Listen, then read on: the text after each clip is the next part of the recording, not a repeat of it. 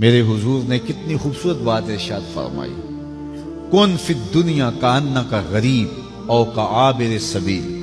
فرمایا دنیا میں ایسے رہو جس طرح کوئی اجنبی رہتا ہے، مسافر رہتا ہے۔ مسافر آتا ہے تو ٹھکانہ نہیں بناتا، چند دن اس نے رہنا ہوتا ہے اور محدود سا تعلق رکھتا ہے اور وقت گزار کے چلا جاتا ہے۔ تو کہا دنیا میں ایسے رہو جس طرح مسافر رہتا، او کعابر سبیل، یا سڑک عبور کرنے والا۔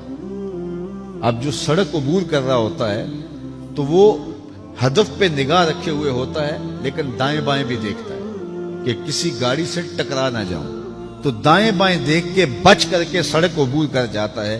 کہا دنیا ایسے گزارو جس طرح راستہ کاٹتے ہو، جس طرح سڑک عبور کرتے ہو کہ دائیں بائیں دیکھ کر کے گزر جاؤ، کوئی گناہ تمہارے دامن سے لگ نہ جائے اور تم اس دنیا کے اندر اپنے ایمان کی متاع نہ کھو بیٹھو۔ تو دنیا کو اس طریقے سے گزارنا حکمت سے، دانائی سے، سمجھداری سے، حزم و احتیاط سے تقویٰ کہلاتا ہے۔ حضرت شیخ جہانگیر سمنانی علیہ رحمہ فرماتے ہیں کہ تقویٰ یہ ہے کہ نیکی کرنے کے باوجود بھی ڈرتا رہے، پتہ نہیں میری نیکی بھی قبول ہوئی۔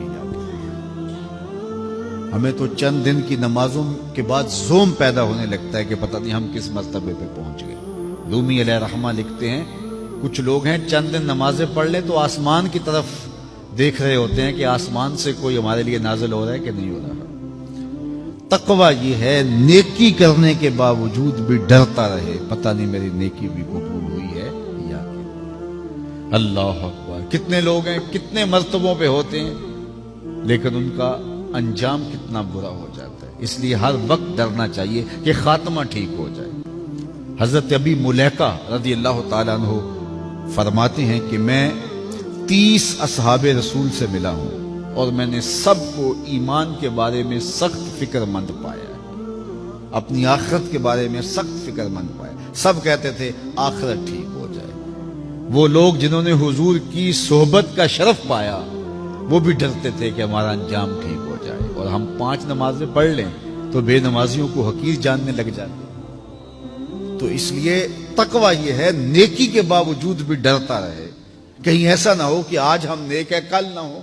دنیا کے اوپر کتنے لوگ موجود ہیں کہ وہ کتنے مرتبے پہ پہنچے تھے لیکن پھر آخرت ان کی اچھی نہ رہی۔ بلعام بن باورا کی مثال ہمارے سامنے ہے۔ بنی اسرائیل کا مستجاب الدعوات ولی تھا، اور جب ہاتھ اٹھا کے دعا مانگتا تو منہ پہ بعد میں ہاتھ آتے، قبولیت پہلے ہو جاتی۔ اتنا مقبول اور مستجاب الدعوات ولی تھا، لیکن پھر اسی کے بارے میں قرآن نے کہا مثلہ کمثل الکلب، اس کی مثال کتے کی مثال ہے۔ وقت کے نبی کے خلاف بد دعا کرنے کے لیے کھڑا ہو گیا، اور پھر جو کہنا تھا وہ اس کے اپنے حق میں نکل گیا اور زبان لٹک گئی، زمین چاٹتا تھا۔ اور قرآن نے کہا وہ جو مستجابات ولی ہوا کرتا تھا، پھر اس کے بارے میں کہا اس کی مثال کتے کی مثال ہے۔ اسی لیے میاں صاحب بولے پڑھنے اتے مان کرینا تے نہ آکھی میں پڑھیا، پڑھنے اتے مان کرینا تے نہ آکھی میں پڑھیا۔